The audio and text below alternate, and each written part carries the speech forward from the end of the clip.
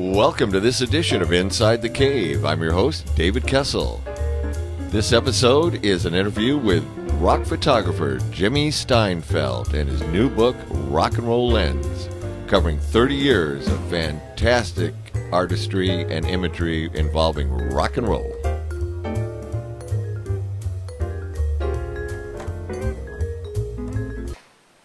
Jimmy Steinfeldt, welcome to Inside the Cave. I'm David Kessel, the host, and it's a gas to be here with you in the Steinfeldt studios. All right, Jimmy, you got a great new book, Rock and Roll Lens. Thank you. It's a great book, very impressive, and it spans, what, 30 years of rock and roll photography. Yes, it does. And you've taken photos of some amazing artists, and it's a really interesting collection of photos, along with the descriptions on the other side of the photo. You have those little paragraphs about what went into that. Yeah, it's just like, that's a simple paragraph, but I get the whole deal out of that. It's a video in your mind about what you experience from walking into the concert or the rehearsal hall or wherever you got the shots, dressing rooms, and how to actually integrate into that in a professional manner to where you're accepted and you're allowed the opportunity to use your art form to actually get some amazing pictures. Thank you, David. Especially with regards to your comment about the text. Yeah. Because first and foremost, I'm a photographer, but over the years, it's been necessary that I write more and more, and some of my more recent assignments have required that I write a concert review. But in writing this book, putting this book together, by the way, the title is Jimmy Steinfeldt, Rock and Roll Lens. Well, why don't you show us the cover? Jimmy Steinfeldt, Rock and Roll Lens, 30 years of music photography and stories. And the stories are a real important part of the book, because I'm a lover of photography and great photographers, and I've had the opportunity to meet some of the legends through the years that have influenced me. And some of the photography books I've seen through the years are obviously very big on the photography and not so much on what took place when these photographs were made. You know, that really struck me in the book. It's like, you know, obviously there's, like, you've got a lot of artists that I really, really like, and but to see the story, that's really, it opened up the whole imagination, and I really lived the experience with you. Great.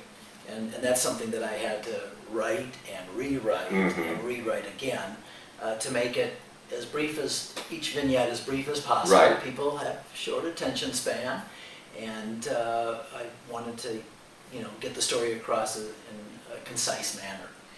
But you don't want to lose the guts of the story. Right. Yeah. So there's a limit to how brief you can make a story.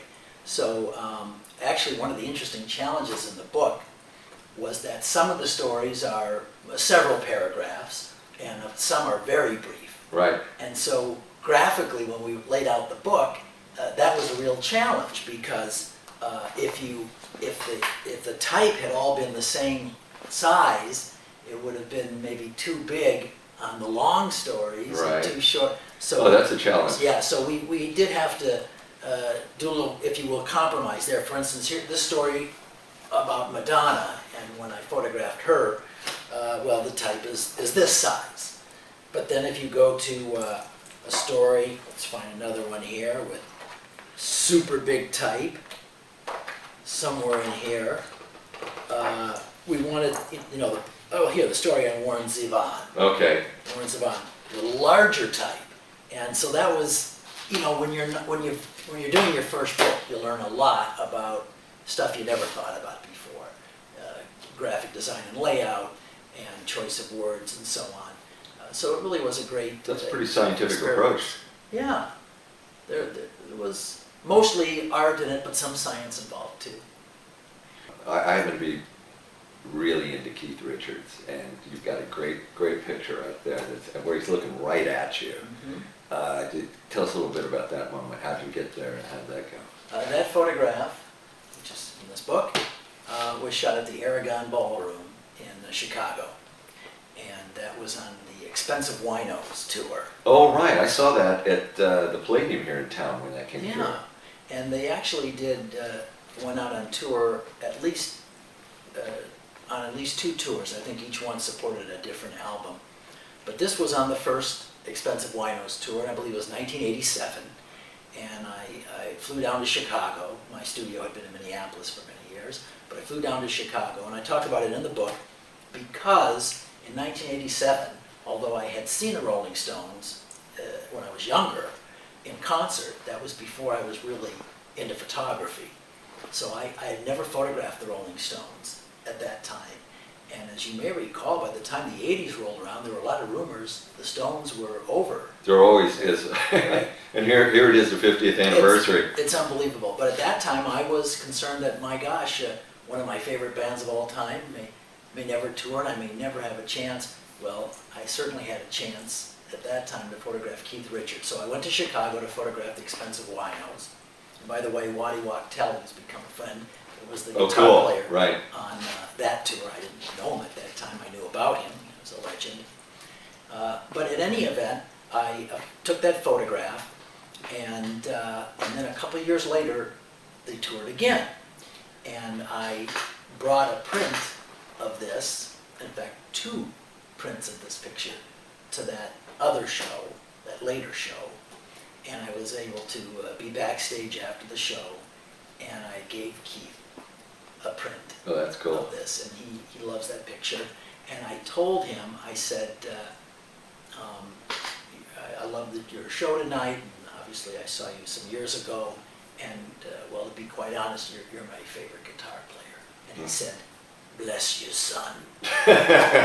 So I've been blessed by Keith Richards. Well, that's an anointing that is well cherished.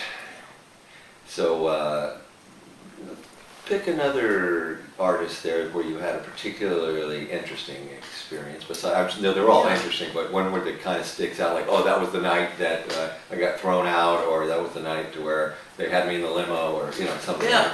Well, I will tell you, but I wasn't thrown out, but I had a embarrassing or weird experience. Many years ago, I photographed Aerosmith. All right. And it was at a show that they did right on the Mississippi River. Sounds like a disaster yeah, right. already. And before the show, I had been a fan of Aerosmith since I was a kid. Yeah. So I didn't want to miss this opportunity. I brought an album cover with me, with the hope that maybe they would sign it. Right. And so before the show, before they performed, and before I got to photograph the show, I was backstage, and I was able to get everybody in the band to autograph the album cover except Steven Tyler. He was someplace else. So, but I figured, well, I'll take care of that after the show. I mean, everybody signed it. So I photographed the show, and everything's great, and I get backstage again, and Steven Tyler's coming out of his trailer after having performed. And so he comes out of his trailer, and he's visiting with people, and I said, Mr. Tyler, would you, it mean a lot to me if you would sign this record. So he's holding this thing, and Joe Perry, the whole band, has signed it, and he starts to sign, and then all of a sudden he gets distracted. Somebody called out his name. And the next thing I know, he's handing my album cover to some other guy that called out his name. And I said, Steven. And he's still, Steven! And he kind of like woke up, and he kind of like realized what was going on. So he had this big pen of mine, and he used it like a letter opener, and he cut my album in half along the seam, and he gave me the front half with all the autographs, but he used the back because he still felt apparently obligated to give this. Well, that's an interesting way to do it. It's like I was mad at the time, but I got over it. In a situation like that, it is what it is, and it's the height of the height of the experience for the evening. He's already done his gig. Makes a great story. Yeah, it does. It makes a great story. So I like that one. Who was particularly inviting for you? Well, I think one of the most wonderful or most kind people that I met through the years was Stevie Ray Vaughan. And I photographed him a number of times through the years, but near the end of his career, about a year before he died, or maybe even less, he was in town, and I photographed the show, and after the show, I had a few minutes with him, and I said, I would love to do a couple of portraits of you. Now here's a guy by that time who was world famous, and he could have done any number of other things with his time. And he said, sure. And he stood there, and there were people all around, but it's like it was just me and him. And he posed for me, and one was sort of a dramatic look, and one was a smile. And the many moods. Yeah, the many moods of Stevie Ray Vaughan.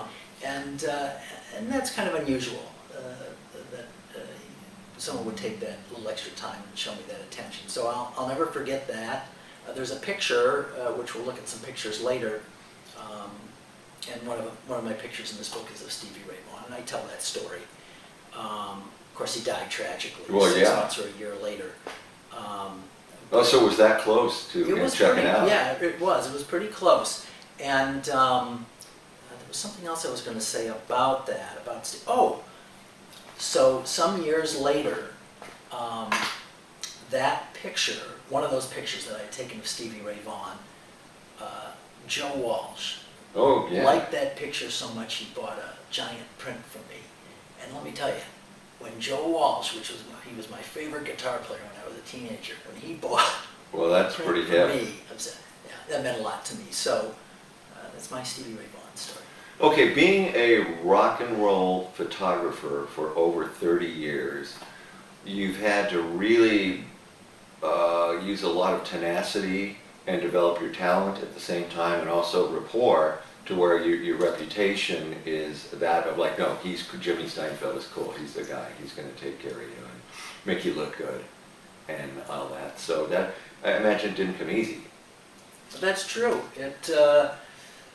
I'd say more than anything else, it's a lot of common sense. You have sort of a gut feel. You need to know when you have to get in or kind of move forward or take a little chance to get a little closer to the subject to get the photo that you envision in your mind. And you also have to know, it's very important, when to back off, when the artists need their room and their space. And it's impossible in a 30-year career not to walk over that line from time to time and be told, okay, enough with the pictures, oh, all right, fine, and so forth. You know, having been backstage a million times myself, I never cease to be amazed at it's a new gig every time. It's not like, well, the last time I was here and so-and-so was here, we went this way. It's a new ball game. It's like you shuffle the cards and all the egos or lack of egos, tensions, and the security guards. Tell me some interesting security guard stories. Oh, yeah, actually there's at least one really good one in the book, and it involves Elton John. Okay. So I'm backstage at a show. I photographed Elton John a couple of years before the show I'm going to tell you about, and I was there to photograph the show that night too. This would have been in, I don't know, 1989 or something, I'm guessing. But I'm such a fan of Elton John. I had been probably since Honky Chateau. Anyway, I made a poster-size print of the picture I had taken of Elton John, and I brought it with me to the show. Because how often does Elton John come to Minneapolis, Minnesota? I mean, this might be the only opportunity. Actually, valid point. Looking back, and I think it was the one time I actually met him face to face. So I unrolled this big, giant poster, and he's coming out of his dressing room, and he's wearing a big feather headdress. He's going to go out and start the show, and the security people went crazy. Who are you? And what? You know, I had some credentials, but do you have the badges? Yeah, and the timing wasn't so good. And Elton John, God bless him, said to his security people, chill out or whatever he said. And he came over to me, and he saw this giant poster, and he signed it for me. And it's been on display in my studio now for 25 years. Well, see, that's a classy act right there. That's very cool. And, you know, that's why I'm asking you some of these behind-the-scenes questions, because they're the variables that go on in the chaos backstage and all that really is something that you've had to navigate, and it's like, to do it so successfully you must have good intuition, be a good schmoozer, and be very respectful of the vibration going on. I do my best, yeah. I can tell you one backstage scene that was really delightful, and that was the Rolling Stones on their Voodoo Lounge tour. Oh yeah, baby. And on their Voodoo Lounge tour, which I photographed one or two performances of that, they really had a Voodoo Lounge backstage. They had. I was actually there. Well, then you know. And that was kind of a mind blow, wasn't it? It was. So for our listeners who weren't there, right, we can tell them that they had pool tables backstage and obviously anything you would want to eat or drink. And so I was back there just hanging out, trying to be a wallflower, but you know, paying attention to what was going on and getting ready to go photograph the show that would start in maybe a half hour, an hour.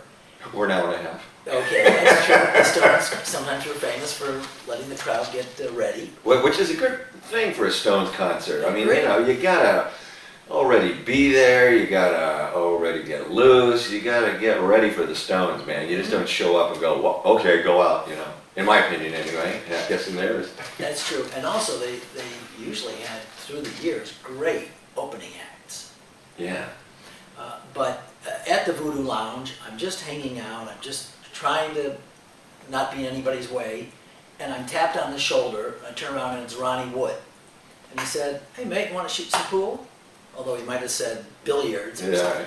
So, I mean, that was pretty cool. So there we are, we're shooting billiards, and in comes Keith, and now I'm playing pool with Ronnie and Keith.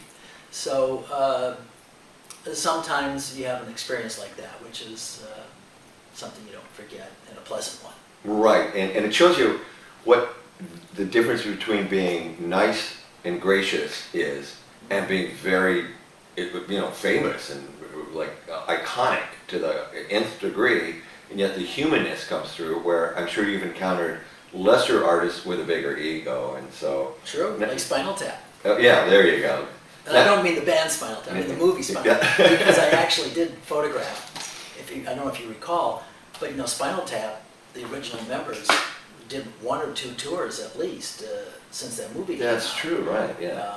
And I photographed Spinal Tap on tour, but in the movie they think they're more important than they are. Okay, the book is Rock and Roll Lens. Rock and Roll Lens. By Jimmy Steinfeldt. Right. And where can one purchase that book? Yes, you can buy the book primarily at my website, jimmysteinfeldt.com, and it is just right there. Excellent.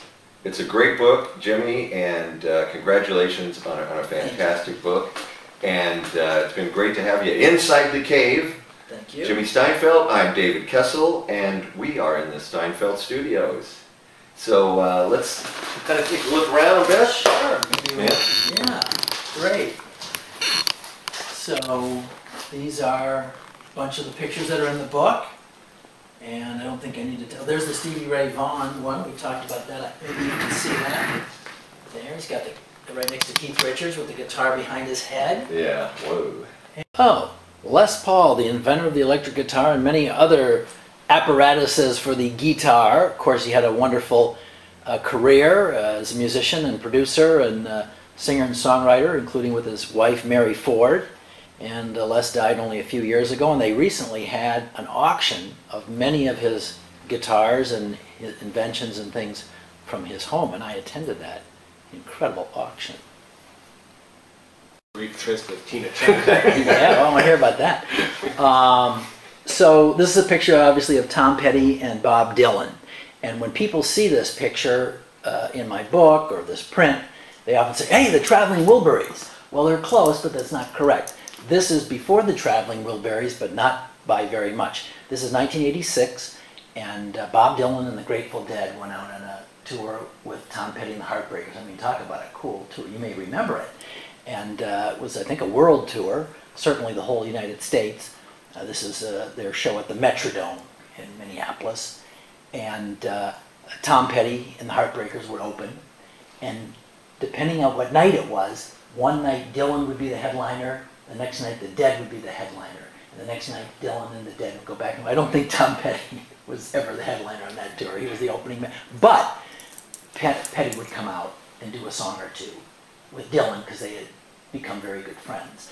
And soon after this tour, the Traveling Wilburys came together, and I'm sure that this tour had a lot to do with it. So this picture was in Rolling Stone magazine, so this picture means a lot to me for that reason, and it means a lot to me because of Bob Dylan and Tom Petty, most especially Bob Dylan, a fellow Minnesotan.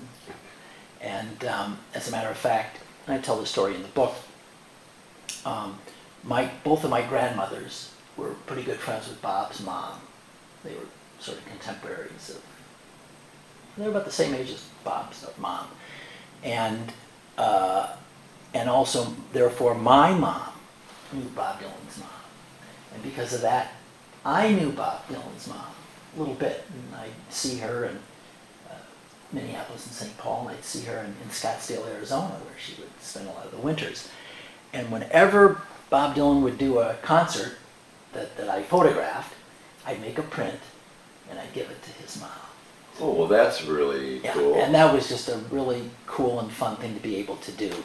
And I remember how proud she was of Jacob Dylan when he was coming out. Here was her little grandson who, you know, had such great songwriting abilities and such a... Now, was that during the Wallflowers? Yeah. Were they just breaking? Yeah, during the early days of the Wallflowers.